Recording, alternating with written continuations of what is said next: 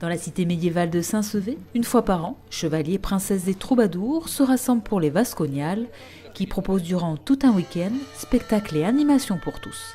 Il y a plusieurs troupes que vous avez vues dans les arènes des spectacles, tournois de chevalerie, cascades à cheval, fauconnerie. Ensuite, vous avez d'autres spectacles comme les bals à Rome, théâtre médiéval avec, c'est des gens du cirque, hein, on voit très bien que leur habilité, et ils sont très comiques en plus. Vous avez plusieurs troupes qui sont sur le camp, les campements médiévaux, et vous avez ensuite 23 exposants. C'est une manifestation qui est très familiale en fait, voilà, qui est pour tout le monde, les parents, les enfants, voilà, il y a ce côté féerique que les enfants sont très émerveillés et les parents, on redevient en enfance. Dans les arènes, les cavaliers ont rivalisé d'adresse pour remporter le tournoi de chevalerie, quand sur le campement, la commanderie de Pirenne livrait un combat acharné. Nous sommes donc une troupe médiévale et nous sommes tous fondus d'histoire.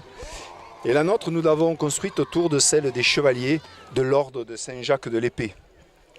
C'est un ordre qui a vu le jour en Espagne aux alentours des années 1164, au XIIe siècle, avec à dessein de protéger les pèlerins sur la route de Saint-Jacques de Compostelle.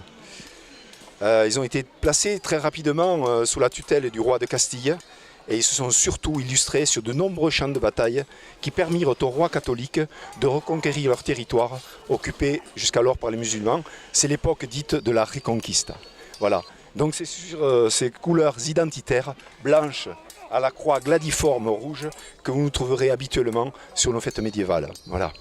Outre le côté divertissant, ces troupes médiévales permettent aux visiteurs de se replonger dans l'histoire et de découvrir de véritables pratiques du Moyen-Âge, comme l'entraînement des chevaliers. Ce sont tous des jeux qui préparent à la guerre.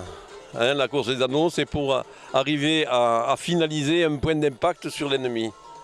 Ça met les chevaux en jambes et les cavaliers ont quelques difficultés puisqu'ils doivent mener leur cheval d'une seule main.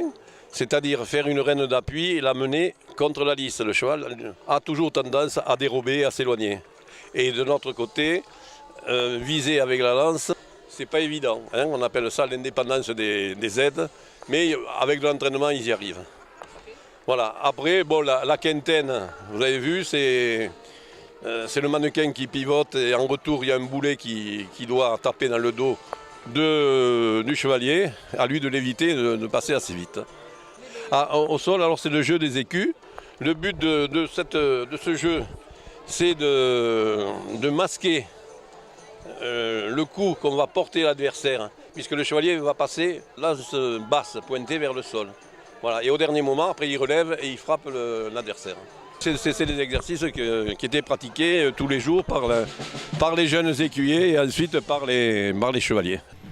La parenthèse médiévale des Vasconiales est close pour cette année, mais donne rendez-vous à toutes les damoiselles et les damoiseaux l'an prochain pour la 5e édition de ce rendez-vous hors du temps.